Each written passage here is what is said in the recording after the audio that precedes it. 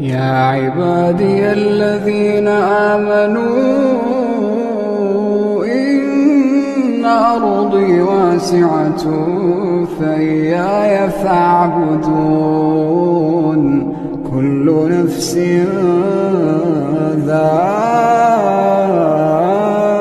ذائقة الموت كل نفس ذائقة الموت ثم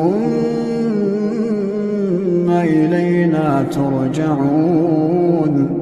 والذين آمنوا وعملوا الصالحات لنبوئنهم من الجنة غرفا تجري من تحتها الأنهار خالدين فيها نعم أجر العاملين